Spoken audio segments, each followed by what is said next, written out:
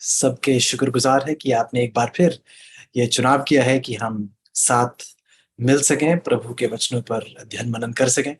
आप सबको परमेश्वर बहुत आशीष दे और इस मार्ग में, सच्चाई के मार्ग पर जिसमें परमेश्वर ने आपको पुकारा है, इसी मार्ग पर आपके कदम लगातार दृढ़ करता चला जाए परमेश्वर। आइए प्रार्थना के साथ आज के दिन की शुरुआत करेंगे। आइए प्रार्थना करें। प्यारे परमेश्वर, धन्यवाद ही है प्रभु कि एक बार फिर हमें आपने जिलाया है। और प्रभु, हम जानते हैं कि आपके मकसद ऐसी पवित्रता से भरे हुए हैं। बाइबल हमें बहुत स्पष्ट रूप से बताती है कि हमारा परमेश्वर एक धर्मी परमेश्वर है और धार्मिकता में परमेश्वर अपने लोगों को बुलाता है। प्रभु, आप धर्मी हैं और आपके मकसद भी धर्मी है। इसलिए विनती है प्रभु कि आज हम उन मकसदों से रूबरू हो पाए जिस मकसद के लिए आज हम प्रत्येक जीवित हैं। विनती है प्रभु कि हम आपके करीब आकर उस मकसद को पहचान सकें और आपकी मर्जी के मुताबिक एक जीवन व्यतीत कर पाए। धन्यवाद ही है प्रभु कि हालांकि हर एक के जीवन में कोई दुख, कोई तनाव, कोई परेशानी, कोई संकट, कोई अड़चन हो, लेकिन फिर भी प्रभु आपने उन्हें बहुतायत से ये आशीष दी है, हौसला अफजाई की है कि एक बार फिर वह आपकी हुजूरी में इकट्ठा हो पाए हैं। शुक्रगुजार है प्रभु, क्योंकि आपकी ये प्रतिबद्धता के प्रति हम आपके करीब बार बार आ सकते हैं। आपका ये प्रेम है प्रभु जो बार बार हमें आकर्षित करता है अपनी। धन्यवाद है प्रभु ऐसे अतुल्य प्रेम के लिए जैसा आपने अपनी संतानों से किया है। विनती है प्रभु कि इस दौर में जब हम एक बार फिर आपके वचन के अध्ययन में जाते हैं, कृपया करके प्रभु हमारे दिलों को आप साफ करें, दुनियावीपन से, पाप के कलंक, दाग धब्बे से दूर करें। और विनती है प्रभु कि आप हमें अपने साथ चलने की हिम्मत, ताकत और सामर्थ्य दें। विनती है प्यारे प्रभु कि आप हमें पवित्र आत्मा से परिपूर्ण करें, पवित्र आत्मा की अगुवाई में हमें आगे बढ़ाएं, अपने वचन की सच्चाई हमें समझाएं, ताकि हम शब्दों से नहीं, हमारे परमेश्वर से वाकिफ हो पाए, उससे एक करीबी, एक निजी रिश्ता जोड़ पाए। धन्यवादी हैं प्रभु एक बार फिर इस मुकाम के लिए जहां पर आप हमें लेकर आए हैं। बीते कल की पढ़ाई में जो आप हमारी अगुवाई करते आए हैं, शुक्रगुजार है प्रभु। और एक बार फिर आपकी हमें जरूरत है और ये हमारी दिली विनती है प्रभु कि आप हमें अपनी बातों से और गहराई में लेकर जाएं और अपने साथ चलने की हिम्मत और ताकत दें, क्योंकि ये सब कुछ प्रभु हम आपके प्यारे बेटे प्रभु यीशु के नाम से मांगते हैं। आमीन। एक बार फिर आप सबका स्वागत है और प्रभु के बहुत आभारी हैं कि प्रभु के आगमन से पहले, इससे पहले कि दया के द्वार बंद हो जाए, प्रभु ने हमें ये मौके दिए हैं कि हम प्रभु की इन गहरी सच्चाइयों को, प्रभु के चरित्र से हम और बेहतरी से उसे जान पाए और उसके करीब आ पाए और उसके साथ चलने वाले बन सकें। यदि आप हमारे साथ बीते कल में जुड़े हुए हैं तो आप जानते हैं कि कुछ दिनों से हम उस घृणित वस्तु की चर्चा कर रहे थे। हमने दानियल की किताब से और मती की 24 से हमने उस आयत को समझने की कोशिश की, उस विचार को समझने की कोशिश की, वो घृणित वस्तु क्या है। अभी हमने घृणित वस्तु की पूर्णता को नहीं समझा है और उस पड़ाव तक पहुंचने के लिए कुछ बातें आपके सामने स्पष्ट की गई हैं। जैसा जैसा ऐतिहासिक रूप में हमने देखा, जो इतिहास में हुआ है, जिस प्रकार से घृणित वस्तु यरूशलेम पर आई, रोमी बुत प्रस्त राज्य का वार यरूशलेम पर हुआ, हमने कुछ चीजों का वर्णन देखा है जो ऐतिहासिक रूप से सत्य है। कुछ और बातों को हमने और दृढ़ रूप से कायम करना है। उससे पहले एक और बहुत अहम पड़ाव है जिस पर हमारे कदम जो हैं स्थिर और स्थापित पाए जाएं, ये होना बहुत जरूरी है। और आज का जो संदेश है, ये एक बहुत ही अहम संदेश है जिससे आप सबको बहुत करीबी रूप से समझना और इसको पहचानना और इसको और बेहतरी से दूसरों तक भी पहुंचाने में आप कारगर हो सकें। यही मेरी आज विनती है कि प्रभु हमें इस संदेश को और बेहतरी से समझने की ताकत दे। आज हम सच्चे भविष्यद्वक्ता के विषय में पढ़ाई करेंगे और इसे बेहतरी से समझने के बाद हम दोबारा से जाकर घृणित वस्तु की और गहराई में जाकर उन बातों को और बेहतरी से पहचान पाएंगे। भविष्यद्वक्ता की जरिए से परमेश्वर हमें उन चीजों को और बेहतरी से समझाएंगे। तो यदि आज हमारे साथ आप हैं तो हम पढ़ना चाहते हैं कि बीते कल में जब हम सच्ची कलीसिया की पढ़ाई कर रहे थे, आपको याद होगा, जब हम सच्ची कलीसिया की पढ़ाई कर रहे थे तो हमने देखा कि कलीसिया की सच्ची पहचान क्या है और परमेश्वर ने हमें बहुत ही उम्दा रूप से उस सच्ची कलीसिया की पहचान करवाई। 1844 से जुड़े हुए में भी तरीके से भी हमने देखा कि 1844 से किस प्रकार सच्ची कलीसिया की शुरुआत, एक तरीके से जो कलीसिया शुरुआत से ही बाइबल में पाई जाती है, वही कलीसिया हम देखते हैं आगे भी बरकरार रहती है।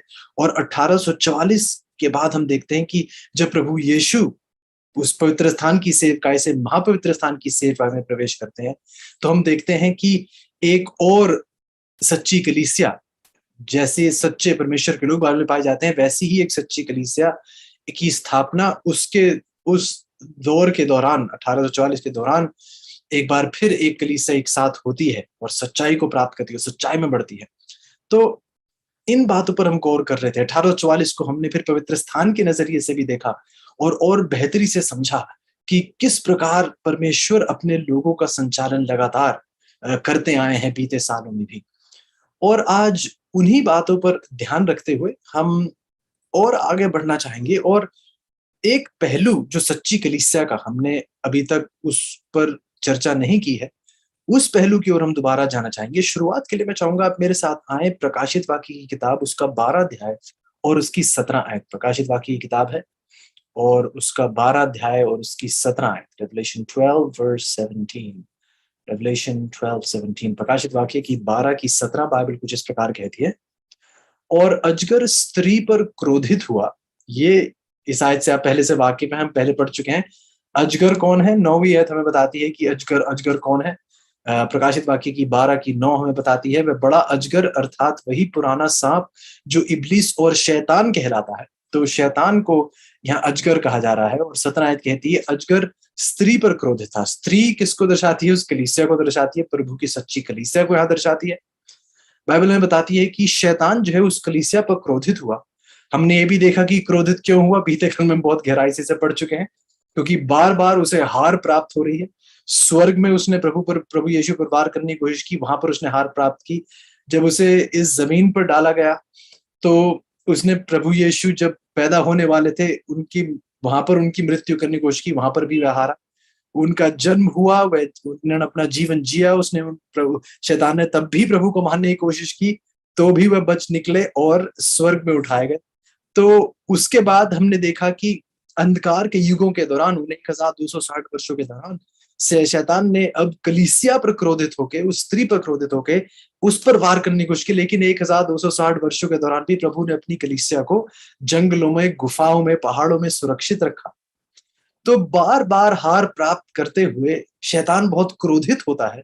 और 12 की 17 हमें बताती है, प्रकाशित वाक्य की 12 की 17, कि वह स्त्री पर क्रोधित हुआ और उसकी शेष संतान से जो परमेश्वर की आज्ञाओं को मानते, यीशु की गवाही देने पर स्थिर हैं, लड़ने को गया और वह समुद्र के बालू पर जा खड़ा हुआ। बाइबल अब कहती है कि परमेश्वर की जो सच्ची कलीसिया है, जो सच्ची स्त्री है परमेश्वर, उनकी पहचान क्या है? कि वह परमेश्वर की आज्ञाओं को मानते हैं।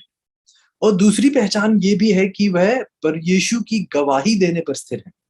हमने परमेश्वर की आज्ञाओं पर तो बहुत चर्चा की है, शायद एक हफ्ते के करीब हमने परमेश्वर की व्यवस्था, उन 10 आज्ञाओं के बारे में बहुत गहराई से हमने चर्चा की है परमेश्वर की कृपा से। लेकिन हमने इस दूसरे पहलू पर इतना ध्यान नहीं दिया और आज हम उस पर थोड़ी नजर डालना चाहेंगे और गहराई से पढ़ना चाहेंगे। आज ये पढ़ाई के द्वारा आप और बेहतरी से सच्ची कलीसिया की पहचान करने के योग्य हो पाएंगे, क्योंकि ये पहचान चिन्ह है सच्ची कलीसिया के। एक तो कि वह परमेश्वर की आज्ञाओं को मानते हैं, दूसरी पहचान ये कि वह यीशु की गवाही देने पर स्थिर है। सवाल ये उठता है कि यीशु की गवाही क्या है? आइए प्रकाशित वाक्य की किताब, उसका 19 अध्याय और उसकी 10वीं है। प्रकाशित वाक्य की 19 की 10, रेवलेशन 19:10। प्रकाशित वाक्य की 19 की 10 कहती है, और मैं उसको दंडवत करने के लिए एक स्वर्गदूत यूहन्ना को दिखाई दिया। और बाइबल कहती है, यूहन्ना कहता है कि मैं उस स्वर्गदूत को दंडवत करने के लिए उसके पांव में गिरा। उसने मुझसे कहा, प्रकाशित वाक्य की 19 की 10 से पढ़ रहे हैं, और जब वह दंडवत करने के लिए उसके पांव में गिरा, उसने मुझसे कहा, देख ऐसा मत कर, मैं तेरा और तेरे भाइयों का संगी दास हूं जो यीशु की गवाही देने पर स्थिर है। ओ, एक बार फिर यीशु की गवाही का जिक्र होता है। 10वीं आयत आगे कहती है, परमेश्वर ही को दंडवत कर, क्योंकि यीशु की गवाही भविष्यवाणी की आत्मा है। ओ, अब बाइबल कहती है कि यीशु की गवाही क्या है? भविष्यवाणी की आत्मा है। जिसका मतलब सच्ची कलीसिया की ये पहचान है कि वह परमेश्वर की आज्ञाओं को ही नहीं मानते, उन्हें भविष्यवाणी का जो है तोहफा भी दिया जाता है। भविष्यवाणी की जो भेंट है वो उन्हें दी, भविष्यवाणी का तोड़ा जो है उन्हें दिया जाता है, भविष्यवाणी की आत्मा जो है उन्हें दी जाती है। इस प्रकार से उस सच्ची कलीसिया की पहचान होती है, जिसका मतलब आखिर दौर में जो परमेश्वर की सच्ची कलीसिया है, उस कलीसिया में एक इस भविष्यवाणी की आत्मा होगी, उस भविष्यवाणी की आत्मा होगी, एक भविष्यद्वक्ता होगा जिससे भविष्यवाणी प्रभु करेंगे। सवाल ये उठता है कि सच्चा भविष्यद्वक्ता कौन है? क्योंकि जैसा हम मत्ती की 24 में पढ़ रहे थे, प्रभु यीशु ने बताया कि आखिर दौर में क्या होगा? झूठे भविष्यद्वक्ता आ खड़े होंगे, झूठे मसीही खड़े होंगे, झूठे उपदेशक खड़े होंगे। तो सवाल ये उठता है प्रभु कि यदि हमें पहचानना हो कि सच्चा भविष्यद्वक्ता कैसा है और उसकी परख कैसे की जाएगी और परखा कैसे जाएगा कि सच्चा भविष्यद्वक्ता कौन सा है या झूठा कौन है, ये अंतर किस प्रकार प्राप्त होगा? प्रभु अपने वचन में हमें कुछ परीक्षाएं देते हैं, और यदि यदि एक सच्चा भविष्यद्वक्ता होगा तो वो इन सारी परीक्षाओं में खरा उतरेगा। और प्रभु बार बार अपनी अपनी वचन में इन परीक्षाओं को सामने रखते हैं, और यदि कोई ये दावा करे कि वह भविष्यद्वक्ता है, हमें उनको उन परीक्षाओं में डालना है। ये जो अलग अलग प्रकार के प्रभु ने अपने वचन में हमारे सामने परीक्षाएं रखी हैं, हम उनके द्वारा देख सकते हैं कि क्या ये सही है या नहीं। आप जांच सकते हैं, परख सकते हैं उस इम्तिहान के द्वारा, उस परीक्षण के द्वारा जो परमेश्वर ने अपने वचन में दिए हैं, जिसके द्वारा हम जान सकते हैं कि सच्चा भविष्यद्वक्ता कौन सा है। तो आइएगा सबसे पहले परीक्षण पर हम जाएंगे। सबसे पहली जो परीक्षा है वो पाई जाती है व्यवस्था विवरण की किताब में, और उसका 18 अध्याय। और उम्मीद करता हूं कि आप इन सब चीजों के नोट लेंगे ताकि हम आप बेहतरी से इन्हें जान पाए, समझ पाए और इनको बार बार पढ़ सकें, समझ सकें और दूसरों तक भी पहुंचा सकें। व्यवस्था विवरण की किताब है, उसका 18 अध्याय और उसकी 21 और 22 है। व्यवस्था विवरण की 18, उसकी 21 और 22, ड्यूटरॉनमी 18 वर्स 21 एंड 22। व्यवस्था विवरण की 18 की 21 और 22 बाइबल कुछ इस प्रकार कहती है, यदि तू अपने मन में कहे कि जो वचन यहोवा ने नहीं कहा उसको हम किसी रीति से उसको हम किस रीति से पहचाने। तो सवाल क्या है? यदि आप अपने मन में ये कहें कि जो वचन यहोवा ने नहीं कहा है उसको हम कैसे पहचानेंगे कि ये वचन यहोवा की ओर से नहीं है? 22 आयत कहती है, तो पहचान ये है कि जब कोई नबी, जब कोई भविष्यद्वक्ता यहोवा के नाम से कुछ कहे, तब यदि वह वचन ना घटे और पूरा ना हो जाए तो वह वचन यहोवा का कहा हुआ नहीं है। सरल सी बात है, सीधी सी बात है। यदि कोई भविष्यद्वक्ता कोई भविष्यवाणी करे और वो पूरी ना हो, जिसका मतलब ये कि वो वचन परमेश्वर की ओर से नहीं था। परंतु बाइबल आगे कहती है 22 आयत में, परंतु उस नबी ने वह बात अभिमान करके कही है तो उससे भय ना खाना। इसका मतलब ये उसके अपनी ही सोच है, ये परमेश्वर की ओर से नहीं है। लेकिन जो सच्चा भविष्यद्वक्ता है जो कहेगा, यदि वो परमेश्वर की ओर से है तो वो पूरा होगा ही। तो ये सबसे पहली पहचान है एक सच्चे भविष्यद्वक्ता की, कि जो एक भविष्यद्वक्ता परमेश्वर की ओर से जो उसे वचन मिलता है, जब वो कहेगा तो वो पूरा होगा, क्योंकि वह परमेश्वर की ओर से होगा, उस व्यक्ति की ओर से नहीं। तो कुछ लोग इस विचार पर सवाल उठाते हैं कि अरे लेकिन यदि आप जोना की कहानी से आप वाकिफ हैं, और सवाल शायद उठता है कि उसकी कहानी में तो शायद कुछ ऐसा नहीं था। योना योना हिंदी में उसे कहते हैं। योना की कहानी से आप वाकिफ हैं कि योना की कहानी में तो लोग कहेंगे कि नहीं, उसने भी भविष्यवाणी की थी कि निनवे शहर का जो है विनाश होगा, लेकिन उसका विनाश नहीं हुआ। यदि आप उसकी भविष्यवाणी से वाकिफ थे तो उसने सिर्फ यही नहीं कहा था कि शहर का विनाश होगा, उसने कहा कि यदि आपने पश्चाताप नहीं किया, कि परमेश्वर जो है, परमेश्वर कहते हैं कि आपका इतने दिनों में जो है इस शहर का विनाश होगा। लेकिन जब लोगों ने मन फिराव किया और पश्चाताप कर कर परमेश्वर की ओर आए, तो परमेश्वर ने उनको माफ किया और उनका विनाश नहीं हुआ। तो ध्यान दीजिए कि जो भविष्यवाणी की गई थी वह आज्ञाकारिता पर निर्भर थी, कि यदि आप आज्ञा का पालन करें तो विनाश नहीं आएगा, यदि आज्ञा का पालन नहीं करेंगे तो विनाश आएगा। तो इस तरीके से जो योना ने कहा था वो सच्चा था, उसने कोई झूठी भविष्यवाणी नहीं की थी।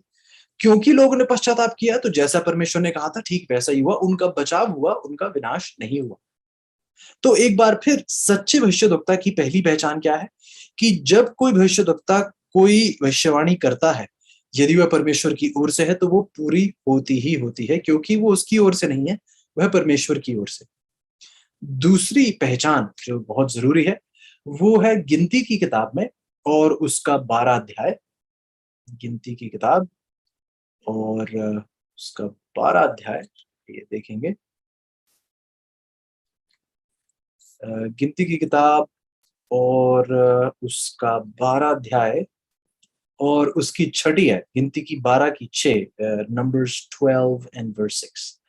नंबर्स 12 6 बाइबल कहती है, तब यहोवा ने कहा, मेरी बातें सुनो, यदि तुम में कोई नबी हो तो उस पर मैं यहोवा दर्शन के द्वारा अपने आप को प्रकट करूंगा, वह स्वप्न में उससे बातें करूंगा। ध्यान से सुनिएगा, अभी देखिए कि हम क्या कर रहे हैं।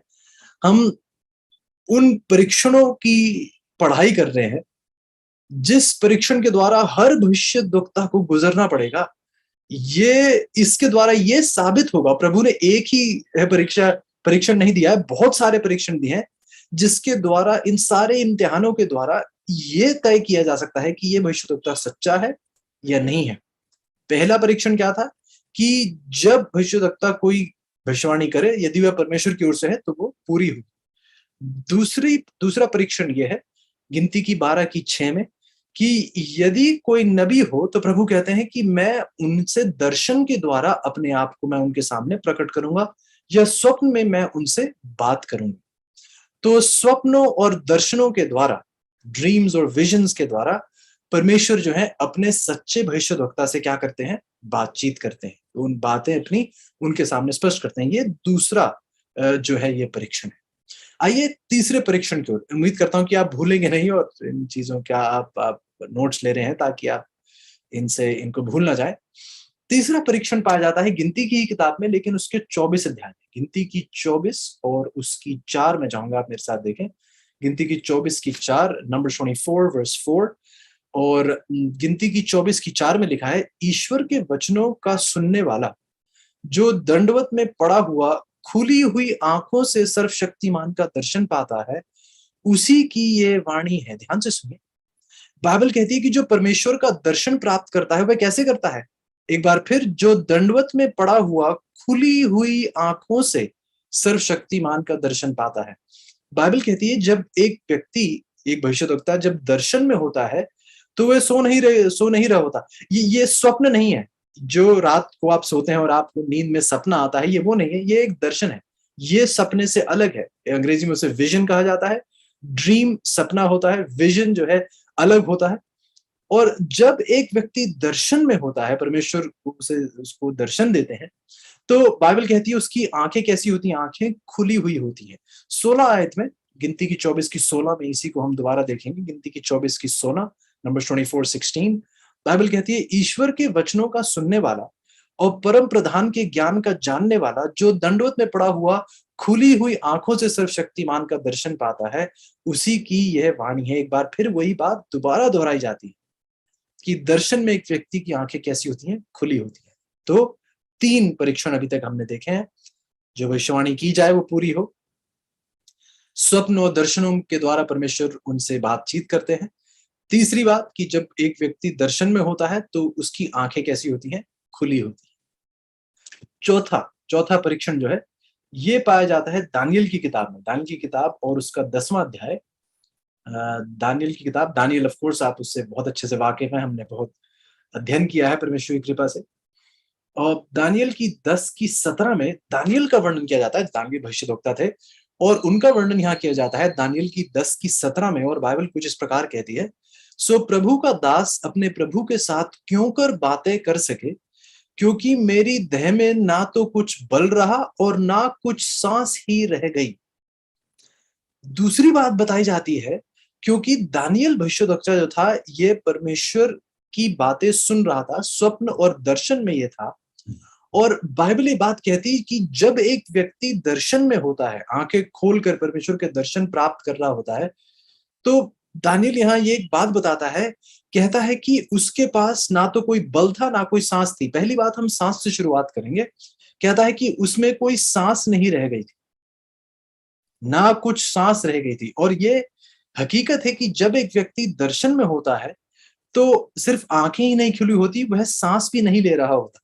जिसका मतलब कि ये अपनी ताकत में नहीं, परमेश्वर के द्वारा इसे जीवित रखा जाता है एक दर्शन में। और दर्शन में इसके पास अपनी सांस तक नहीं रहती है। ये एक परीक्षण है। जब कोई एक भविष्यद्वक्ता कोई परमेश्वर के साथ दर्शन में हो तो उसकी वह सांस तक नहीं ले रहा होता है। ठीक है, ये चौथा पहचान चिन्ह। पांचवा पहचान चिन्ह जो है, हम चौथी आयत में देख चुके हैं, पांचवी आयत में भी बल्कि 17 आयत में हम देख चुके हैं। 18 आयत में देखिएगा, बाइबल कहती है, तब मनुष्य के समान किसी ने मुझे छूकर फिर मेरा हियाव बंधाया। तो दो बातें स्पष्ट होती हैं।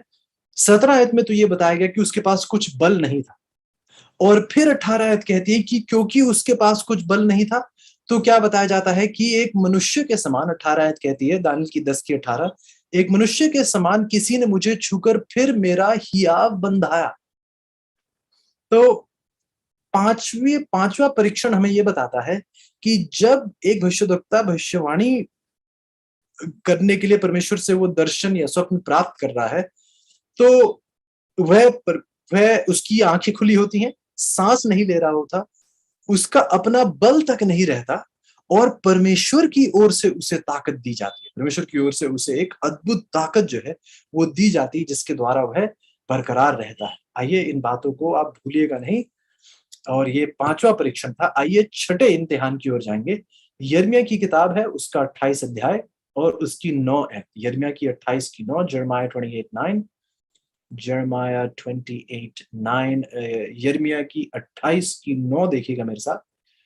यिर्मयाह की 28 की 9 बाइबल कुछ इस प्रकार कहती है, परंतु जो भविष्यद्वक्ता कुशल के विषय भविष्यवाणी करे, तो जब उसका वचन पूरा हो, तब ही उस भविष्यद्वक्ता के विषय यह निश्चय हो जाएगा कि यह सचमुच यहोवा का भेजा हुआ है। ठीक है, बाइबल कहती है कि जो भविष्यद्वक्ता प्राचीन काल से, बल्कि 9वीं आयत में, जो भविष्यद्वक्ता कुशल के विषय भविष्यवाणी करे, तो जब उसका वचन पूरा हो, तभी उस भविष्यद्वक्ता के विषय यह निश्चय हो जाएगा कि यह सचमुच यहोवा का भेजा हुआ है। जिसका मतलब कि एक भविष्यद्वक्ता जो है, उसकी पहचान यह है कि एक भविष्यद्वक्ता झूठ नहीं कहता है, वह सच्चा है, वह सचमुच का एक भविष्यद्वक्ता है। ये छठा पहचान चिन्ह है एक भविष्यद्वक्ता की। एक भविष्यद्वक्ता झूठ नहीं बोलता है, वह सत्य के साथ खड़ा रहता है। ये भविष्यद्वक्ता की एक पहचान है। ये छठा पहचान चिन्ह इम्तिहान एक भविष्यद्वक्ता के लिए था। सातवें इम्तिहान की ओर जाएंगे, सातवीं परीक्षा की ओर जाएंगे, और ये पाया जाता है दूसरे पत्रस की किताब में, उसका पहला अध्याय और उसकी 20 आयत। दूसरा पत्रस पहला अध्याय 20 आयत। दूसरा पत्रस, second Peter chapter 1 and verse 20। Second Peter 1:20, दूसरा पत्रस पहला अध्याय 20 आयत। बाइबल कहती है, पर पहले ये जान लो कि पवित्र शास्त्र की कोई भी भविष्यवाणी किसी के अपने ही विचारधारा के आधार पर पूर्ण नहीं होती। उम्मीद करता हूं कि आपने इस बात पर ध्यान दिया है। परमेश्वर कह रहे हैं यहाँ पर 20 आयत में कि पहले जान लो कि पवित्र शास्त्र की कोई भी भविष्यवाणी किसी के अपने ही विचारधारा के आधार पर पूर्ण नहीं होती। अब परमेश्वर इस बात को स्पष्ट करते हैं कि जब आप भविष्यवाणी की पढ़ाई कर रहे हैं, जब भविष्यवाणी को देखते हैं, तो भविष्यवाणी जो है किसी व्यक्ति की विचारधारा के मुताबिक नहीं समझी जा सकती। जिसका मतलब कि कोई भी अपनी ही सोच या अपनी ही बात या अपनी ही समझ जो है उस भविष्यवाणी पर नहीं लगा सकता, ये कहते हुए कि इस भविष्यवाणी का मतलब ये है। कोई व्यक्ति ये नहीं कर सकता है, वचन अपने आप ही उस भविष्यवाणी को स्पष्ट करता है। परमेश्वर की भविष्यवाणी और परमेश्वर ही उसकी समझ दे सकते हैं। जिसका मतलब कि भविष्यवाणी की परिभाषा, भविष्यवाणी का जो मतलब है, वह एक व्यक्ति नहीं दे सकता, परमेश्वर ही देते हैं। और जो भविष्यवाणी की जाती है वह परमेश्वर के वचन से जुदा होकर नहीं कही जा सकती। उम्मीद करता हूं कि आप समझ रहे हैं। जिसका मतलब यह कि जो भविष्यवाणी की गई है वह बाइबल के विरोध में नहीं खड़ी हो सकती है, परमेश्वर के वचन के विरुद्ध नहीं खड़ी हो सकती है। गौर से सुन रहे हैं आप कि जब भविष्यवाणी कोई की जाती है वह सच्ची भविष्यवाणी तब है जब वह बाइबल से सहमत है। आप कैसे कह सकते हैं कि यह परमेश्वर की ओर से है जब जो कहा जा रहा है वह बाइबल की सहमति में है ही नहीं। उदाहरण के तौर पर बाइबल कहती है कि झूठ बोलना पाप है, ठीक है, लेकिन एक भविष्यवाणी कोई करने लगे कि मैं परमेश्वर का भविष्यवक्ता हूं और परमेश्वर ने भविष्यवाणी की है कि आजकल जो है झूठ बोलना परमेश्वर को ठीक है। ये बिल्कुल गलत होगा, क्योंकि ये तो परमेश्वर का चरित्र है, जैसा हम पढ़ चुके हैं जब हमने व्यवस्था की पढ़ाई की थी कि परमेश्वर की व्यवस्था सचमुच में उसके चरित्र का दर्शन है। तो परमेश्वर की भविष्यवाणी परमेश्वर के वचन के विरुद्ध नहीं पाई जाएगी, ठीक है।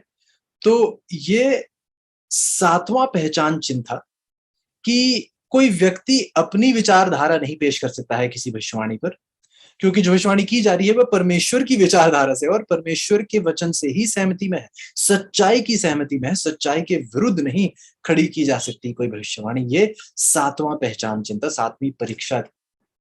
आठवीं परीक्षा के लिए आप मेरे साथ जाइएगा, इसी इसी अध्याय की 21 आयत। हाँ जी, दूसरा पतरस पहला अध्याय 21 आयत, दूसरा पतरस पहला अध्याय 21 आयत, 2 पीटर 1:21।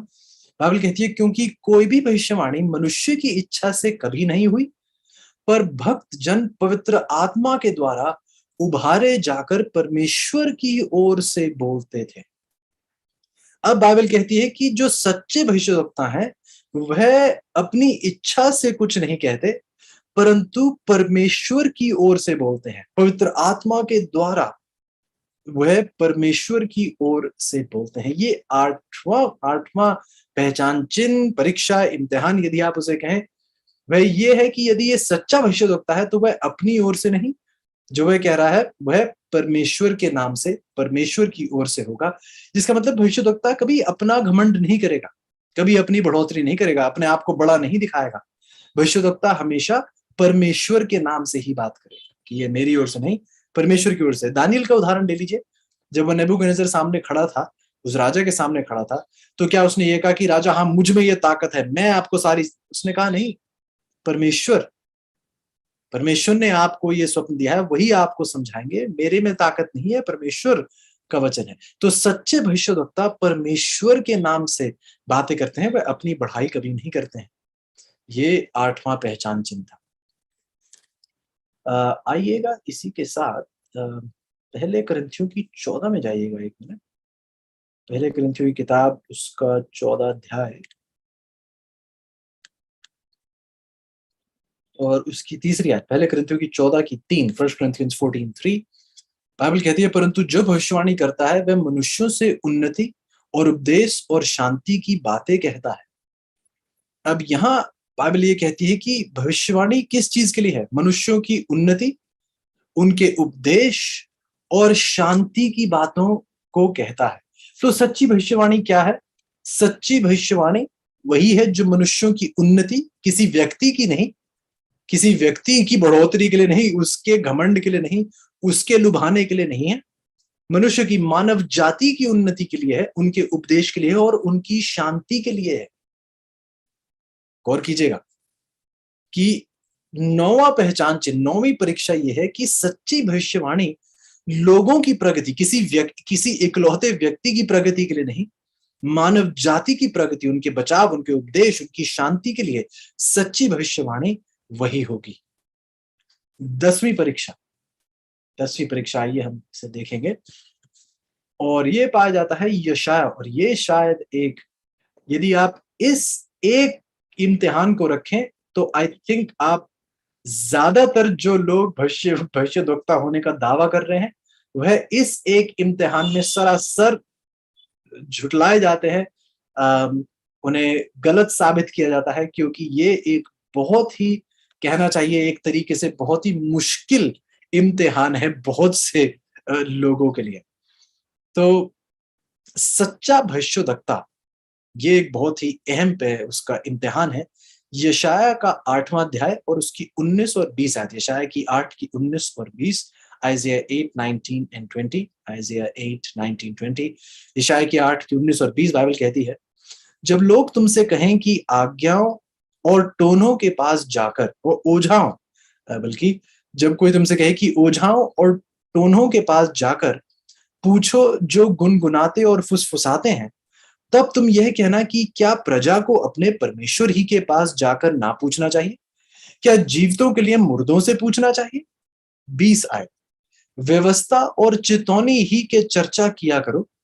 यदि वे लोग इस वचनों के अनुसार ना बोले तो निश्चय उनके लिए पौ ना फटेगी। ध्यान से सुनिए, ध्यान से सुनिएगा, कि जो व्यवस्था और चेतावनी ही की चर्चा करे, यदि वह लोग इस वचनों के अनुसार, यदि कोई भविष्यद्वक्ता, कोई व्यक्ति व्यवस्था और परमेश्वर की चेतावनी की चर्चा से विरुद्ध बात करे, यदि वह वचन के अनुसार ना बात करे, यदि वह व्यवस्था के अनुसार ना बात करे, तो यह निश्चय है कि उनमें परमेश्वर की रोशनी है ही नहीं, कि उनमें कोई, उनके लिए कोई पौ ना फटेगी, कि उनमें कोई रोशनी है ही नहीं। जिसका मतलब ये कि ये संदेश जो है अंधकार का संदेश है, शैतान का संदेश है, परमेश्वर का नहीं। जो भविष्यद्वक्ता व्यवस्था के अनुसार नहीं बोलता, जो भविष्यद्वक्ता व्यवस्था को ही ठुकरा देता है, तो वो सच्चा भविष्यद्वक्ता हो ही नहीं सकता। यदि आप बाइबल में देखें, परमेश्वर के वचन में यदि आप देखें, तो जितने भी भविष्यद्वक्ता थे वह सब व्यवस्था का पालन करते थे। क्या आप ध्यान से सुन रहे हैं इस बात को? बाइबल में जितने भी सच्चे भविष्यद्वक्ता थे, उन सब ने परमेश्वर की व्यवस्था का पालन किया, उसका उल्लंघन नहीं किया। तो जो आज के दौर में भविष्यद्वक्ता होने का दावा करते हैं, लेकिन वह कहते हैं कि 10 हुक्म तो मानने ही नहीं चाहिए, अभी सब्त के दिन को मानना ही नहीं चाहिए, तो वो सच्चे भविष्यद्वक्ता कैसे हो सकते हैं? क्या आप गौर कर रहे हैं मैं क्या कह रहा हूं? आज बहुत से लोग दुनिया में दावा करते हैं कि हाँ वह भविष्यद्वक्ता है, लेकिन बाइबल तो एक बहुत ही गहरा इम्तिहान देती है कि जो व्यवस्था के अनुसार नहीं बोल रहा वह सच्चा भविष्यद्वक्ता कैसे हो सकता है? उनमें तो कोई रोशनी ही नहीं है, बाइबल कह रही है। तो एक सच्चे भविष्यद्वक्ता की पहचान ये है, जैसे बाइबल में देखी जाती है, हर भविष्यद्वक्ता बाइबल का, वह व्यवस्था को ऊंचाई देता था, व्यवस्था की बढ़ोतरी किया करता, व्यवस्था के विरुद्ध नहीं, व्यवस्था का जो है, व्यवस्था से सहमत था, व्यवस्था को आगे बढ़ाता था। और बाइबल स्पष्ट कह देती है कि जो व्यक्ति भविष्यवाणी, जो व्यक्ति व्यवस्था और चेतावनी के विषय में बात नहीं कर रहा, उसमें रोशनी है ही नहीं। तो ये एक ऐसा इम्तिहान है जिससे आई थिंक बाकी सारे जितने भविष्यवक्ता आजकल दावा करते हैं वो सब गिर पड़ते हैं। वे जीत की कोई गुंजाइश नहीं रहती उनमें, सफलता की गुंजाइश नहीं रहती, क्योंकि उन्होंने सच्चाई को ही ठुकरा दिया। एक और पहचान चिन्ह देखेंगे और वो 11वां पहचान चिन्ह होगा। इसके लिए आप आइएगा मेरे साथ, पहला यूहन्ना 4 अध्याय,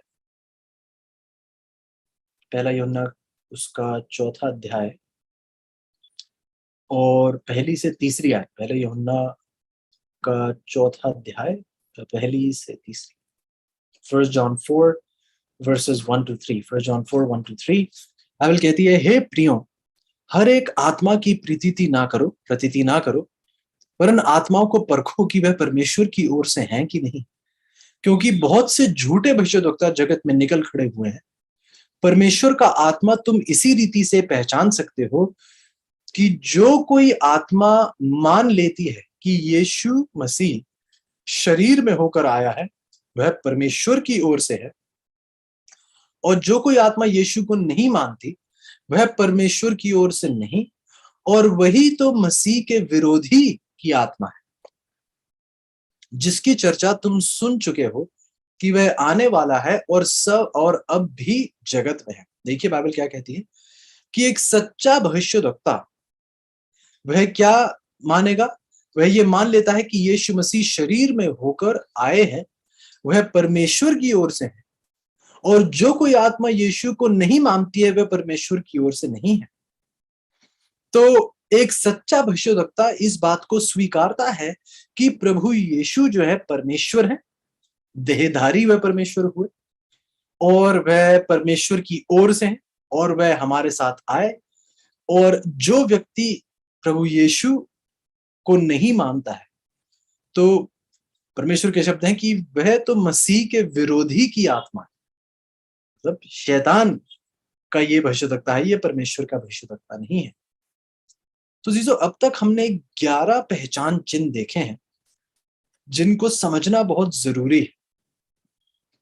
11 पहचान चिन्ह यहां देखे जाते हैं, और मैं चाहता हूं कि आप मेरे साथ बहुत गौर करें कि क्या ये पहचान चिन्ह सही है या नहीं। यहाँ 11 पहचान चिन्ह अभी तक हमने देखे हैं, और हमने देखा कि एक सच्चे भविष्यद्वक्ता की परख कैसे की जाती है और इसकी समझ कैसे प्राप्त होती है, ये बात हम देखने की कोशिश कर रहे हैं। अब मैं चाहूंगा आप मेरे साथ 12वें पहचान चिन्ह पर जाएं, जो शायद सबसे अभी तक इन सारे पहचान चिन्हों में से सबसे गहरा पहचान चिन्ह परीक्षा जो है वह यही है, और ये है समय से जुड़ी हुई भविष्यवाणियां। ठीक है, समय से जुड़ी हुई भविष्यवाणियां जो है, ये एक आखिरी पहचान चिन्ह है जिससे हम ये तय कर सकते हैं, ये परख सकते हैं कि एक भविष्यद्वक्ता सचमुच में परमेश्वर की ओर से है या नहीं। और इस 12वें पहचान चिन्ह, इस 12वीं परीक्षा पर मैं चाहूंगा कि आप बहुत करीबी रूप से ध्यान दें। ठीक है, इसको समझने के लिए ये इस बात से तो आप वाकिफ हैं कि समय से जुड़ी हुई काफी भविष्यवाणियां हैं बाइबल में। 2300 वर्ष की जो भविष्यवाणी है उसके बारे में हमने बात की। ये एक भविष्यवाणी थी जो समय से जुड़ी हुई थी। 2300 वर्षों का दौर इसमें पाया गया। 1260 वर्षों की भविष्यवाणी की गई, उसके बारे में भी हमने पढ़ा। तो बाइबल में आप देखते हैं कि ये कुछ समय से जुड़ी हुई भविष्यवाणियां हैं जो एक भविष्यद्वक्ता के द्वारा की गई हैं। लेकिन शायद आपने गौर नहीं किया, इसके बारे में हमने पहले चर्चा नहीं की है, कि जब भी एक भविष्यवाणी की जाती है तो इस भविष्यवाणी से जुड़े हुए दो नबी होते हैं, दो भविष्यद्वक्ता एक ही भविष्यवाणी से जुड़े होते हैं। ध्यान से सुनिएगा, बहुत गौर से सुनिएगा मैं क्या कह रहा हूं। हर समय से जुड़ी हुई भविष्यवाणी में दो भविष्यद्वक्ता होते हैं। एक भविष्यद्वक्ता होता है जो उस भविष्यवाणी की घोषणा करता है। ठीक है, तो एक घोषणा करने वाला भविष्यद्वक्ता है, और दूसरा भविष्यद्वक्ता है उसे बटोरने वाला भविष्यद्वक्ता आप कह सकते हैं। ठीक है, एक भविष्यद्वक्ता है वह क्या है, वह घोषणा करने वाला भविष्यद्वक्ता है। दूसरा भविष्यद्वक्ता बटोरने वाला भविष्यद्वक्ता। अब ये बटोरने वाला भविष्यद्वक्ता कौन होता है, तो ध्यान से सुनिएगा। जो घोषणा करने वाला भविष्यद्वक्ता है उसके द्वारा परमेश्वर उस भविष्य समय से जुड़ी हुई भविष्यवाणी की घोषणा करते हैं। ध्यान से सुनिएगा, जो परमेश्वर का चुना हुआ घोषणा करने वाला भविष्यद्वक्ता है उसके द्वारा परमेश्वर समय से जुड़ी हुई एक भविष्यवाणी की घोषणा करते हैं। ठीक है, और जब वह समय पूरे होने वाला होता है और वह भविष्यवाणी पूरी होने वाली होती है, तो परमेश्वर एक दूसरे भविष्यद्वक्ता को खड़ा करते हैं जिसे बटोरने वाला, इकट्ठा करने वाला भविष्यद्वक्ता कहा जा सकता है। क्यों? क्योंकि वह सबका ध्यान इकट्ठा करता है, सब लोगों को इकट्ठा करता है, ताकि वह उस समय पर ध्यान दे कि परमेश्वर ने कहा था ऐसा होगा और ऐसा पूरा होने वाला है। समझ रहे हैं? एक बार फिर दोहराऊंगा। एक घोषणा करने वाला भविष्यद्वक्ता है जो समय से जुड़ी हुई भविष्यवाणी की घोषणा करता है, और जब वह समय पूरे होने वाला होता है परमेश्वर एक और भविष्यद्वक्ता को खड़ा करते हैं सबका ध्यान आकर्षित करने के लिए, सबको इकट्ठा करने के लिए, सबको बटोरने के लिए, ताकि वह सब उस पूरी होती हुई भविष्यवाणी पर ध्यान दे सके। तो उम्मीद करता हूं कि इस बात पर भी आप ध्यान लगाकर मनन कर रहे हैं। दो भविष्यद्वक्ता एक समय की भविष्यवाणी से जुड़े हुए। एक और बात इसके साथ जुड़ी हुई हम ये देखेंगे उदाहरण के तौर पर, कि जब भी आइए मैं पहले आपको एक उदाहरण देता हूँ। आइएगा मेरे साथ, किसका उदाहरण लें? आइए इब्राहिम का उदाहरण लेते हैं, ठीक है? इब्राहिम के द्वारा परमेश्वर ने जो है इब्राहिम से के सामने एक भविष्यवाणी रखी, ठीक है? और ये समझना बहुत ज़रूरी है कि किस प्रकार समय से जुड़ी हुई एक भविष्यवाणी जो है परमेश्वर ने इब्राहिम को दी। उत्पत्ति की किताब में मेरे साथ आप आइए और उसका 12 अध्याय, ठीक है? ये उदाहरण के तौर पर मैं आपके सामने रखता हूँ। उत्पत्ति की किताब उसका 12 अध्याय और आइए देखें। ओके, उत्पत्ति की किताब है 12 नहीं, उसकी 15 अध्याय, उत्पत्ति का 15 और बाइबल देखिए यहाँ क्या कहती है। ओके, उत्पत्ति की 15 है। परमेश्वर यहाँ इब्राहिम के साथ एक वाचा बांध रहे हैं और ये वाचा बांधते हुए देखिए अब्राहम से क्या बात होती है परमेश्वर की। उत्पत्ति की 15 की 13 मैं आपके सामने रखता हूँ। उत्पत्ति की 15 की 13 बाइबल कहती है, तब यहोवा ने अब्राहम से कहा, यह निश्चय जान कि तेरे वंश पराए देश में परदेसी होकर रहेंगे और उसके देश के लोगों के दास हो जाएंगे और वह उनको 400 वर्ष लो दुख देंगे। ध्यान से सुनिए कि आपके लोग जो है, आपका वंश जो है परदेशियों में होकर रहेगा और उसके देश के लोग के वह दास हो जाएंगे और वह उनको 400 वर्ष लो जो है दुख देंगे। तो समय से जुड़ी हुई एक भविष्यवाणी की जाती है। बहुत गौर कीजिएगा, ये बहुत गहरा पहलू है इस पढ़ाई का। समय से जुड़ी हुई एक भविष्यवाणी की गई है इब्राहिम के सामने, ठीक है? और अब्राहम जो है इस भविष्यवाणी को ले इसे दी जाती है, तो अब्राहम जो है इस भविष्यवाणी का घोषणा करने वाला भविष्यवक्ता है, ठीक है? समय की भविष्यवाणी के साथ दो भविष्यवक्ता जुड़े होते हैं, ठीक बात है? पहला भविष्यवक्ता कौन सा होता है? जो घोषणा करने वाला भविष्यवक्ता होता है। और इस केस में यदि आप देखें तो अब्राहम जो है वह वो घोषणा करने वाले भविष्यवक्ता है, ठीक है? तो अब्राहम के द्वारा ये समय से जुड़ी हुई, कितना समय था? 400 वर्षों का, कि इतने दौर तक आपके लोग एक परदेसी देश में रहेंगे, ठीक है? तो ये किसकी बात की जा रही? इसराइल की। और इसराइल जो है कनान जो मिस्र देश है उसमें 400 साल तक, ठीक है? तो बाइबल यहां क्या कहती है? समय से जुड़ी हुई एक भविष्यवाणी है। अब्राम जो है घोषणा करने वाले भविष्यवक्ता हैं। फिर हमने देखा कि समय से जुड़ी भविष्यवाणी में एक घोषणा करने वाला भविष्यवक्ता होता है, दूसरा भविष्यवक्ता कौन सा होता है? बटोरने वाला, इकट्ठा करने वाला। ये सबका ध्यान इकट्ठा कर कर दोबारा उस भविष्यवाणी की ओर लेकर जाता है। सवाल मेरा ये है कि यदि अब्राम जो है वो घोषणा करने वाले भविष्यवक्ता हैं, तो जब ये भविष्यवाणी पूरी होने वाली थी तो परमेश्वर का कोई और भविष्यवक्ता भी परमेश्वर ने खड़ा किया या नहीं? बिल्कुल किया। किस भविष्यवक्ता को खड़ा किया? मूसा को। याद है आपको या नहीं? परमेश्वर ने मूसा एक भविष्यवक्ता को खड़ा किया जिसके द्वारा सबका ध्यान आकर्षित किया गया कि परमेश्वर का ये वचन था, परमेश्वर ने कहा था पूरा होगा। और फिर परमेश्वर ने मूसा के द्वारा लोगों का संचालन किया और मिस्र देश ने बाहर निकाला। क्या आप ध्यान दे रहे हैं? समय से जुड़ी हुई ये भविष्यवाणी थी। घोषणा करने वाला पहला भविष्यवक्ता था अब्राम। जब ये भविष्यवाणी पूरी होने वाली थी 400 साल के बाद, परमेश्वर ने अपने भविष्यवक्ता को खड़ा किया जिसका नाम मूसा था और उसके द्वारा परमेश्वर ने अपने लोगों को बचाया और मिस्र देश से बाहर निकाला, ठीक है? तो हम देखते हैं कि एक घोषणा करने वाला भविष्यवक्ता है और एक बटोरने वाला, इकट्ठा करने वाला भविष्यवक्ता है। इसी के साथ एक और बहुत अहम जानकारी जानना जरूरी है कि हर भविष्यवक्ता, बहुत ध्यान से सुनिए, हर सच्चा परमेश्वर की ओर से आया हुआ भविष्यवक्ता, उसका नाम जो है उसके मकसद, उसके कार्य, उसकी सेवकाई से जुड़ा हुआ है। उम्मीद करता हूं कि आप ध्यान दे रहे हैं। हर सच्चा भविष्यवक्ता जो परमेश्वर लाते हैं अपने कार्य के लिए, उसके नाम का मतलब उसके कार्य से, उसकी सेवकाई से जुड़ा हुआ होता था, ठीक है?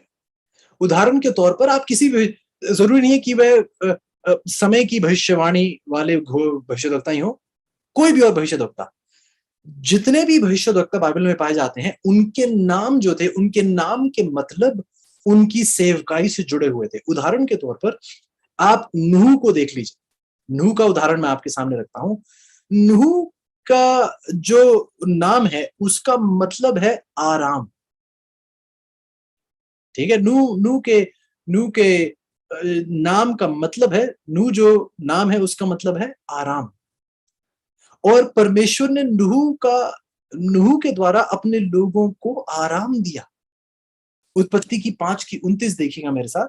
यहाँ बाइबल देखिए, नूह का जिक्र करती है। उत्पत्ति की 5:29, जेनेसिस 5:29, उत्पत्ति की 5:29। और बाइबल कहती है, और ये कहकर उसका नाम नूह रखा कि यहोवा ने जो पृथ्वी को श्राप दिया है उसके विषय ये लड़का हमारे काम में और उस कठिन परिश्रम में जो हम करते हैं हमको क्या देगा? शांति देगा, आराम देगा। ठीक है, उसका नाम नूह क्यों रखा गया? क्योंकि जो पृथ्वी पर श्राप था, ये लड़का हमारे काम में, उस कठिन परिश्रम में जो हम करते हैं, हमको क्या देगा? शांति देगा, आराम देगा, विश्राम देगा। तो नूह का नाम का मतलब ही ये था, और यही उसकी सेवकाई थी, लोगों को शांति देना, विश्राम देना। और उस संकट के बीचों बीच, उस जल प्रलय के बीचों बीच, परमेश्वर ने नूह के द्वारा अपने लोगों को क्या दिया? आराम दिया, विश्राम दिया, शांति दी। उस पानी के जहाज में जो है उन्हें बरकरार रखा, उन्हें सुरक्षित रखा। तो हम क्या देख रहे हैं? हम ये देख रहे हैं चीजों की, जैसा परमेश्वर ने कहा है वैसा सत्य है। परमेश्वर ने जब अपने लोगों को चुना और जब उन्हें एक नाम दिया, तो उस नाम के पीछे एक वजह थी। वह बेवजह कोई नाम नहीं दिया गया। उस नाम का मकसद ही ये था कि परमेश्वर उनके द्वारा कुछ सिखा सके। ठीक है, आइए इसी के साथ मैं चाहूंगा कि आप एक और नाम का उदाहरण लें। हनोक का उदाहरण आप लें। ठीक है, हनोक की कहानी से आप वाकिफ हैं। हनोक के बारे में हम चर्चा कर चुके हैं शायद, नहीं तो हम और गहराई से, हाँ, हनोक के बारे में एक्चुअली आगे आने दिनों में हम बहुत गहराई से चर्चा करेंगे। तो प्रार्थना में रखिएगा उस पढ़ाई को भी। हनोक जो नाम है उसका मतलब क्या है? हनोक जो इब्रानी नाम है उसका मतलब है अध्यापक, एक शिक्षक। ठीक है, हनोक जो नाम है उसका मतलब है अध्यापक। और हनोक क्या था? हनोक पवित्रता का अध्यापक था। वह दुनिया को पवित्रता का उपदेश पेश कर रहा था, अपनी जीवन शैली से उन्हें धार्मिकता सिखा रहा था। ये हनोक का नाम था। और जो उसका नाम था, जो मतलब अध्यापक होता है, वह सचमुच में उस सच्चाई का अध्यापक था दुनिया के लिए, आज हमारे लिए भी। और ही गहराई से हम आगे आने वाले दिनों में भी देखेंगे कैसा ये नाम सत्य है कि वह सचमुच में धार्मिकता का, पवित्रता का एक उपदेशक है, एक अध्यापक है। तो हम क्या देखते हैं? भविष्यद्वक्ताओं के नाम उनकी सेवकाई से जुड़े हुए हैं। अब्राम का उदाहरण ले लीजिए। इससे पहले कि परमेश्वर उसका नाम अब्राम से इब्राहिम में बदलते, अब्राम का मतलब था एक बहुत उच्च पिता। ठीक है, बहुत ऊंचे दर्जे का एक पिता। लेकिन उसके पास कोई संतान ही नहीं। परमेश्वर ने उसको संतान का वायदा दिया और उसका नाम इब्राहिम कर दिया गया। और इब्राहिम का मतलब था एक बड़े वंश का, एक बड़े भीड़ का पिता। The father of a great multitude, एक महान मंडली का जो है पिता। और इब्राहिम के द्वारा परमेश्वर ने उसे वायदा नहीं दिया था उत्पत्ति की 15 में कि आइए इन तारों को गिनिए, जितने तारे हैं ऐसे इतने आपके आपके बीज होंगे, आपके आपकी संतान होंगे। तो हम क्या देखते हैं कि परमेश्वर ने उसको एक नया नाम दिया, इब्राहिम एक नाम दिया, और उसका नाम का मतलब उसकी सेवकाई से, उसके कार्य से सीधे रूप से जुड़ा हुआ था। ठीक है, फिर हम देखते हैं कि इब्राहिम को एक भविष्य समय से जुड़ी हुई भविष्यवाणी दी गई। ठीक है, 400 वर्षों के बारे में परमेश्वर ने कहा कि आपके लोग 400 वर्ष तक एक परदेसी देश में रहेंगे। ये घोषणा करने वाला भविष्यद्वक्ता था इब्राहिम, जिसका मतलब क्या था? एक बड़ी मंडली का, एक बड़ी भीड़ का एक पिता। फिर परमेश्वर ने उस भविष्यवाणी जब पूरे होने वाली थी तो एक और भविष्यद्वक्ता को खड़ा किया, जिसका नाम क्या था? मूसा। और मूसा के द्वारा अपने लोगों का बचाव किया। बाय द वे, आपको पता है कि मूसा नाम का मतलब क्या है? मूसा नाम का मतलब है पानी से बचाया हुआ। saved out of the water, जिसको पानी से बचाया। और प्रभु ने मूसा के द्वारा, आपको याद होगा जब मिस्र से अपने लोगों को छुड़ाया, प्रभु ने मूसा को द्वारा अपने लोगों को पानी से बचाया, उस लाल समुद्र के पानी से। आपको याद, उस लाल समुद्र के पानी से मूसा के द्वारा परमेश्वर ने अपने लोगों को बचाया। उस लाल समुद्र को 2 भाग में बांटा गया और परमेश्वर के लोग उसमें से गुजर कर निकले। तो घोषणा करने वाला भविष्यद्वक्ता अब्राहम, जब वो भविष्यवाणी पूरी होने वाली थी, बटोरने वाला भविष्यद्वक्ता मूसा, दोनों के ही नाम अपनी सेवकाई से जुड़े हुए थे। तो उम्मीद कर रहा हूं कि आप बहुत ध्यान से इन बातों पर ध्यान लगाकर सुन रहे हैं। फिर एक और भविष्यद्वक्ता का वर्णन किया जाता है जिसका नाम है यिर्मयाह, ठीक है। और यिर्मयाह जो नाम है उसको समझना बहुत जरूरी है, इसके नाम के मतलब को समझना भी बहुत जरूरी है। तो आइएगा मेरे साथ यिर्मयाह की किताब में जाइएगा। आइए देखते हैं यिर्मयाह की किताब। और जब उसका नाम आप यिर्मयाह देखते हैं तो यिर्मयाह का मतलब जानना भी बहुत जरूरी है। आइए इसको समझने की कोशिश करते हैं। तो परमेश्वर जब ये कहते हैं कि नाम यिर्मयाह है, यिर्मयाह नाम का मतलब है कि परमेश्वर स्थापित करने वाले हैं, ठीक है। परमेश्वर स्थापित करने वाले हैं, कि स्थापित करने वाला जो है वो परमेश्वर ही है। ये यिर्मयाह का मतलब है। यिर्मयाह का मतलब ये है कि परमेश्वर ही एक तरीके से ले जाने वाले हैं, धकेलने वाले हैं, एक तरीके से परमेश्वर ही किसी को उठाकर ले जाने वाले हैं। ऐसा कुछ उसके नाम का मतलब है यिर्मयाह, कि परमेश्वर ही स्थापना करने वाले जो है वो परमेश्वर ही हैं, और किसी को ले जाने वाले, ऐसे भेजने वाले और कहीं डालने वाले, ये भी परमेश्वर ही हैं। ये यिर्मयाह का मतलब है। और कितनी अद्भुत बात है कि यिर्मयाह के द्वारा परमेश्वर ने एक भविष्यवाणी की थी जो समय से जुड़ी हुई थी। आइए इसका वर्णन देखेंगे। लेवी व्यवस्था की किताब में आइए थोड़ी देर के लिए नजर लेकर जाते हैं। लेवी व्यवस्था की किताब 26 अध्याय और उसकी 33 आयत। लेवी व्यवस्था की 26 की 33, लेविटिकस 26:33, लेविटिकस 26:33 बाइबल कहती है, और मैं तुमको जाति जाति के बीच तितर बितर करूंगा, तुम्हारे पीछे पीछे तलवार खींचे रहूंगा, तुम्हारा देश सूना हो जाएगा और तुम्हारे नगर उजाड़ हो जाएंगे। अब हम देखते हैं कि पहले तो मिस्र देश में उन्हें तितर बितर किया गया, ठीक है, 400 वर्ष तक थे।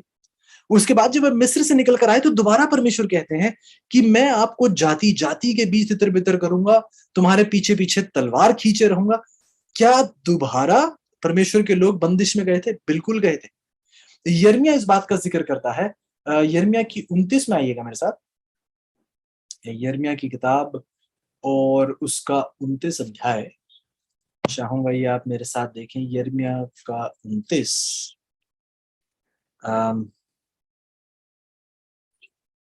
यिर्मयाह की 29 और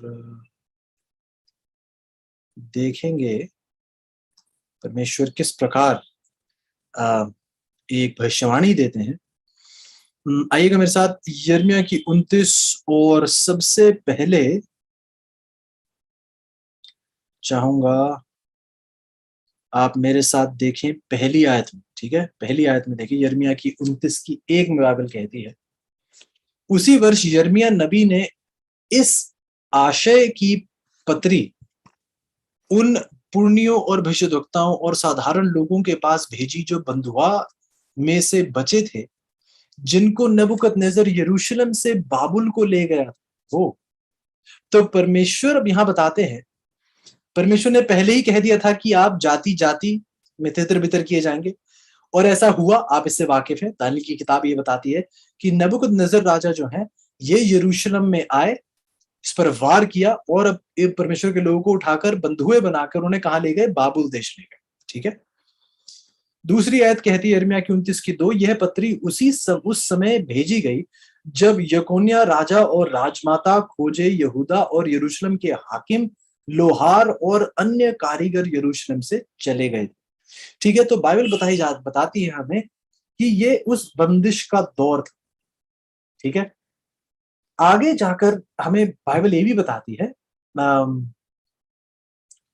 आगे देखेंगे 10वीं आयत में परमेश्वर अपने लोगों के इस इस बंदिश के बारे में परमेश्वर क्या कहते हैं। यिर्मयाह की 29:10 कहती है, जर्माया 29:10, बाइबल कहती है, यहोवा यूं कहता है कि बाबुल के 70 वर्ष पूरे होने पर मैं तुम्हारी सुधि लूंगा। ध्यान से सुनिए, यहोवा यूं कहते हैं कि बाबुल के 70 वर्ष होने पर मैं तुम्हारी सुधि लूंगा और अपना ये मन भवना वचन कि मैं तुम्हें इस स्थान में लौटा ले आऊंगा पूरा करूंगा। ध्यान से सुनिए, अब बाइबल ये बताती है कि ये भविष्यवाणी की गई कि बाबुल में 70 वर्ष तक आप कैद रहेंगे, लेकिन उसके बाद मैं तुम्हें दोबारा अपने देश लौटा लाऊंगा और जो मैंने कहा है वो पूरा करूंगा।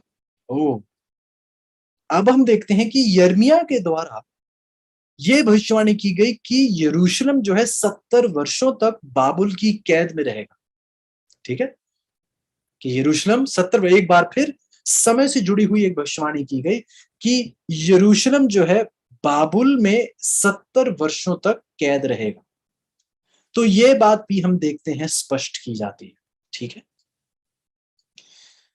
हम देखते हैं यिर्मयाह नाम का मतलब क्या है, परमेश्वर स्थापना करने वाला है और परमेश्वर ही ऐसे धकेलने वाला है, वही भेजने वाला है और परमेश्वर ने ही अपने लोगों को इस कैद में भेजा।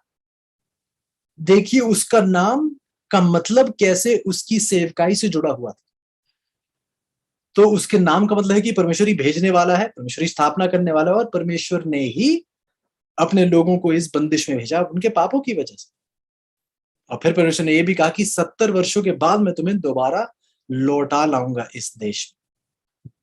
अब यिर्मयाह तो क्या हो गया, यिर्मयाह वो घोषणा करने वाला भविष्यद्वक्ता हो गया। उम्मीद कर रहा हूं कि आप उलझे नहीं हैं, आप ध्यान दे रहे हैं। इस पढ़ाई में फिर क्या है, यिर्मयाह क्या हो जाता है, यिर्मयाह घोषणा करने वाला भविष्यद्वक्ता है जिसने समय से जुड़ी हुई वो भविष्यवाणी की है 70 वर्षों के विषय में। जैसे इब्राहिम ने उन 400 वर्षों की भविष्यवाणी की थी, घोषणा करने वाला भविष्यद्वक्ता, उसी प्रकार से यिर्मयाह यहाँ पर वो घोषणा करने वाले भविष्यद्वक्ता हैं जिन्होंने वो 70 वर्षों की भविष्यवाणी की घोषणा की है। अब यदि घोषणा करने वाला भविष्यद्वक्ता है तो क्या होना चाहिए, बटोरने वाला भविष्यद्वक्ता होना चाहिए जो सबका ध्यान उस ओर आकर्षित करेगा। और क्या आपको पता है कि आपने और मैंने उस भविष्यद्वक्ता के बारे में पढ़ाई की है, बहुत गहराई से पढ़ाई की है। वो भविष्यद्वक्ता कौन है, दानियेल। दानियल जो है उन 70 वर्ष जब पूरे होने वाले हैं, दानियल उस दौर में जी रहा था। और दानियल के शब्द आप और मैं पहले पढ़ चुके हैं, दानियल की 9 में मेरे साथ जाइएगा। दानियल की किताब है उसका 9वां अध्याय, Daniel chapter 9 starting from verse 1। Daniel की 9 की 1 से पढ़ना शुरू करेंगे। बाइबल देखिए क्या कहती है। मादी शेर्स का पुत्र दारा, दानियल की 9 की 1, जो कसदियों के देश पर राजा ठहराया गया था। दानियल की 9 की 2 कहती है, Daniel 9 verse 2, उसके राज्य के पहले वर्ष में मुझे दानियल ने शास्त्र के द्वारा समझ लिया कि यरूशलेम की उजड़ी हुई दशा यहोवा के उस वचन के अनुसार जो यिर्मयाह नबी के पास पहुंचा था, कुछ वर्षों के बीतने पर अर्थात 70 वर्ष के बाद पूरी हो जाएगी। ओ, जैसी भविष्यवाणी उस घोषणा करने वाले भविष्यवाणी के उस भविष्यद्वक्ता के द्वारा की गई उन 70 वर्षों के विषय में, अब दानियल वही भविष्यवाणी पढ़ रहे थे क्योंकि वो समय पूरा होने वाला था। तीसरी आयत कहती है, तब मैं अपना मुख परमेश्वर की ओर करके गिड़गिड़ाहट के साथ प्रार्थना करने लगा और उपवास कर टाट पहन राख में बैठकर वरदान मांगने लगा। तो दानियल देखिए वो बटोरने वाले भविष्यद्वक्ता हैं क्योंकि जो भविष्यवाणी की गई थी 70 वर्षों के विषय में, ये वो 70 वर्ष पूरे होने वाले हैं और ये सबका ध्यान उस ओर आकर्षित कर रहे हैं और उसी भविष्यवाणी के विषय में परमेश्वर से प्रार्थना कर रहे हैं। दिलचस्प बात यह भी है कि दानियल नाम का मतलब क्या है। दानियल नाम का मतलब है परमेश्वर मेरा न्यायी है। और क्या ये अद्भुत बात नहीं है कि दानियल की किताब में न्याय का वर्णन किया जाता है। दानियल की किताब न्याय पर आधारित है। दानियल की 8 की 14 हम देख चुके हैं। कि 2300 वर्षों के बाद क्या होगा? न्याय का दौर होगा, पवित्र स्थान की शुद्धि होगी, और 1844 में जब 2300 वर्ष पूरे हुए तो एक न्याय का दौर शुरू हुआ। क्या आप देख रहे हैं कैसे एक भविष्यद्वक्ता का नाम का मतलब उसकी सेवकाई से बहुत करीबी रूप से जुड़ा हुआ है। सो ये कोई मन घड़ंत बातें नहीं मैं आपसे कर रहा हूं, ये बाइबल की सच्चाई हमारे सामने है। ये मैं अपनी बातें आपके सामने रख रहा हूं, जो बाइबल में लिखा है मैं आपके सामने रख रहा हूं।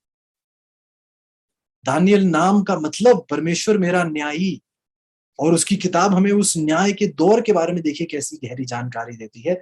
और यहां पर देखिए भविष्यद्वक्ता जो यिर्मयाह था उसके द्वारा 70 वर्षों से जुड़ी हुई, समय से जुड़ी हुई भविष्यवाणी की गई। जब 70 वर्ष पूरे होने वाले थे तो परमेश्वर ने दानियल को खड़ा किया, सबका ध्यान उस 70 वर्षों की भविष्यवाणी की ओर लगाने के लिए, ये जानने के लिए कि ये परमेश्वर ने भविष्यवाणी की है और ये जल्द पूरी होने वाली है। बहुत ही अद्भुत बात है कि परमेश्वर अपनी सच्चाइयां किस प्रकार अपने लोगों के सामने पेश करते हैं। फिर इसी के साथ हम देखते हैं कि दानियल अब एक और भविष्यद्वक्ता बनते हैं। दानियल को पहले हमने अभी क्या देखा, एक बटोरने वाले भविष्यद्वक्ता के तौर पर देखा, क्योंकि जो भविष्यवाणी उस घोषणा करने वाले भविष्यद्वक्ता ने की थी जो यिर्मयाह था, उन बातों पर सबका ध्यान बटोरने के लिए, इकट्ठा करने के लिए दानियल को खड़ा किया गया। लेकिन अब दानियल खुद घोषणा करने वाले भविष्यद्वक्ता बन जाते हैं। ध्यान से सुनिए, बहुत गौर से सुनिएगा। अब दानियल खुद एक घोषणा करने वाले भविष्यद्वक्ता बन जाते हैं। ठीक है, ये कैसे? आपको याद होगा कि दानियल ने भविष्यवाणी की थी प्रभु यीशु के विषय में। क्या आपको याद है? दानियल की 9 में, आइए जल्दी से उस ओर अपना ध्यान लेकर जाएंगे। दानियल की 9 में दानियल ने भविष्यद्वक्ता की थी उस मसीहा के बारे में। आपको याद है या नहीं? आइए एक बार फिर उस ओर अपनी नजर बढ़ाते हैं।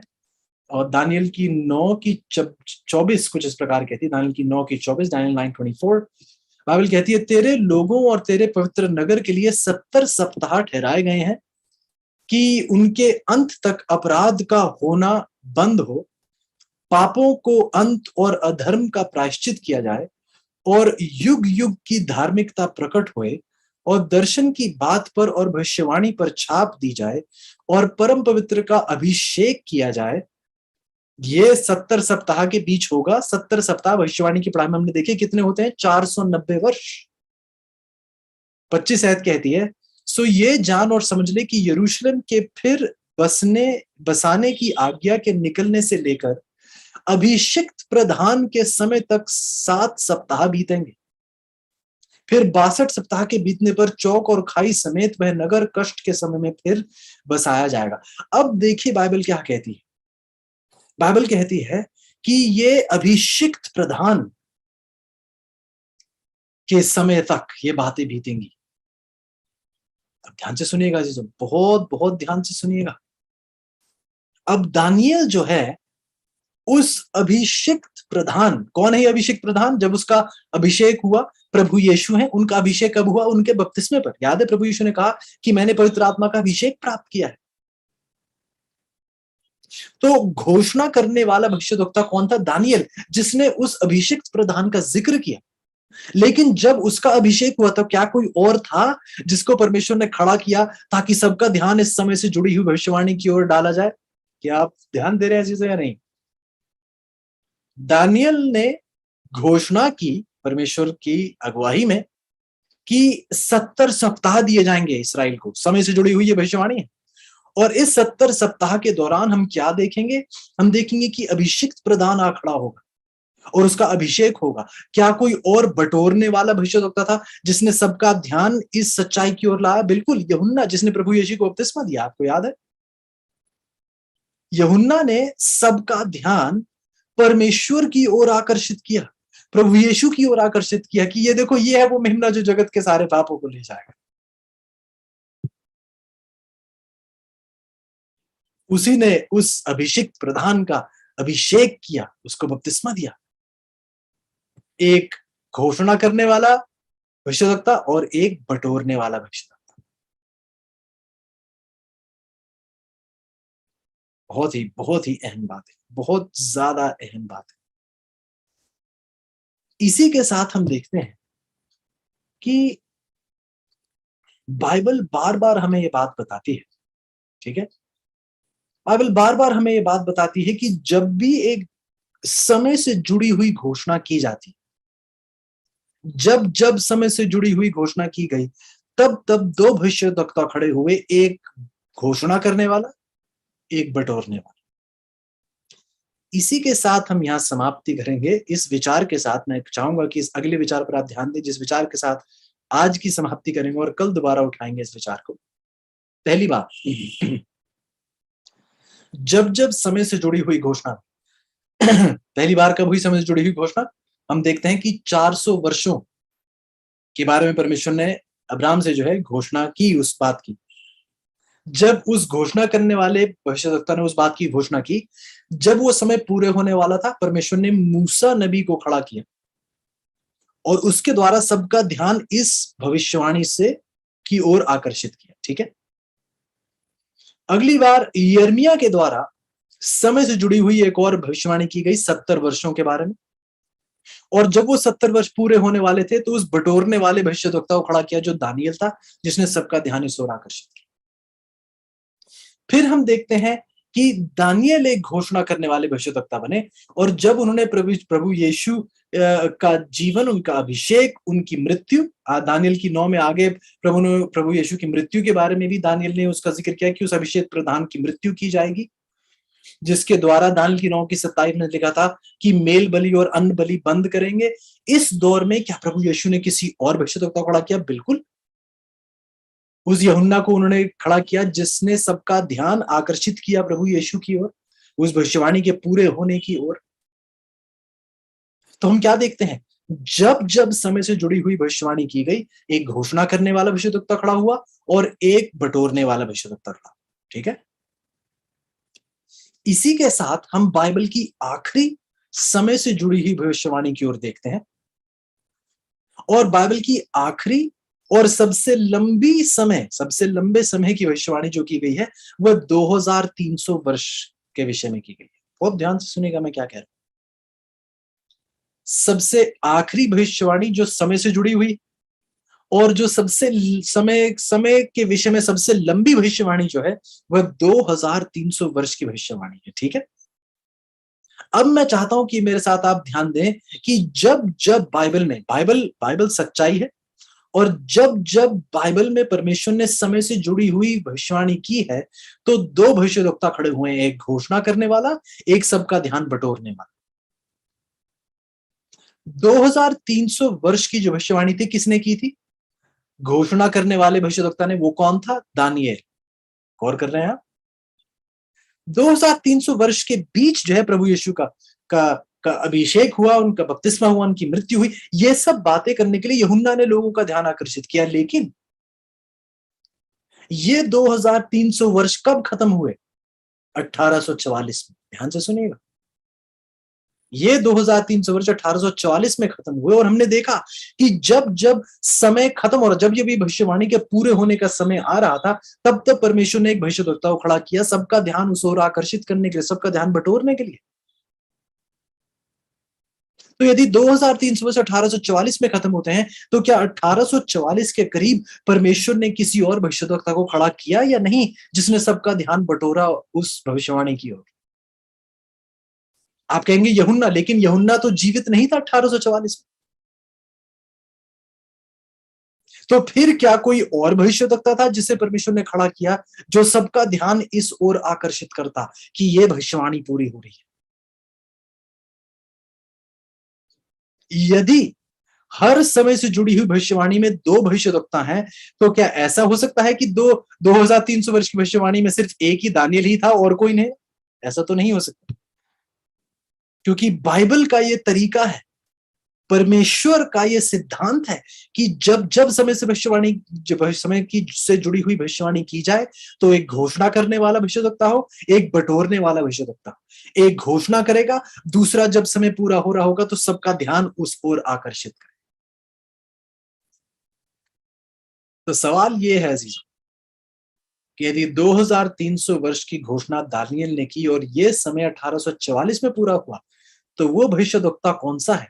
वो बटोरने वाला भविष्यद्वक्ता कौन सा है जिसको परमेश्वर ने खड़ा किया ताकि सबका ध्यान एक बार फिर इस ओर लाया जाए? और यदि हम कहें कि वो भविष्यद्वक्ता है, तो क्या ये सारी की सारी, अब हमने 12 इस समय से जुड़ी भविष्यवाणी को लगाकर हमने 12 परीक्षाएं देखी हैं, 12 परीक्षण देखे हैं, क्या ये सच्चा भविष्यद्वक्ता इन 12 परीक्षणों में खरा उतरता है या नहीं?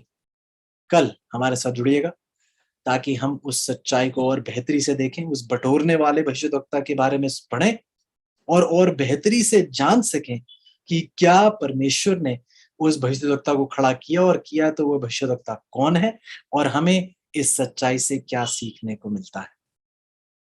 उम्मीद करता हूं कि आज आपने प्रभु के वचन पर गौर किया होगा, और उम्मीद कर रहा हूं आज और कल के बीच जो फासला है, इसमें आप और गहराई से इन बातों पर अध्ययन मनन करेंगे और दूसरों से भी साझा करेंगे। यदि आप इस निमंत्रण को स्वीकारते हैं तो आइएगा, यदि हो सके तो अपने घुटनों के बल आइएगा और आइए प्रार्थना में जुड़ेंगे। आइए प्रार्थना।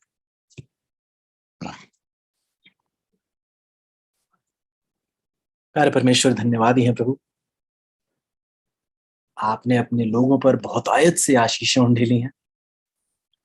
बार बार दिन प्रतिदिन आप हमें अपनी गहराइयों से, अपनी सच्चाइयों से रूबरू करा रहे हैं। ऐसी बातें प्रभु हमारे सामने स्पष्ट हो रही हैं जिन्हें जानने के हम बिल्कुल भी लायक नहीं। धन्यवाद ही है प्रभु कि आप ऐसे मेहनती प्रयास से हमें सच्चाइयां समझा रहे हैं जो सच्चाइयां समझने की हम में काबिलियत तक नहीं है, ये आप ही मुमकिन कर रहे हैं। धन्यवाद ही है प्यारे प्रभु। शुक्रगुजार हूं अपने अजीजों के लिए, इनकी मेहनत के लिए, इनकी भूख और प्यास के लिए जो आपने इनके दिल में उत्पन्न की है। और विनती करता हूं प्रभु कि आगे आने वाले दिनों में ये भूख प्यास कम ना हो, बल्कि और बढ़ती चली जाए। पवित्रता की भूख इनमें कभी खत्म ना हो, ये सदा आपके भूखे और प्यासे रहे। हमारी मदद कीजिएगा प्रभु, आप हमें बहुत गहरी सच्चाइयां सिखा रहे हैं। ये सच्चाइयां प्रभु हम अपने तक सीमित ना रखें, बल्कि दुनिया तक पहुंचाने वाले बन सके, क्योंकि ये सब कुछ हम आपके प्यारे बेटे प्रभु यीशु के नाम से मांगते हैं। आमीन।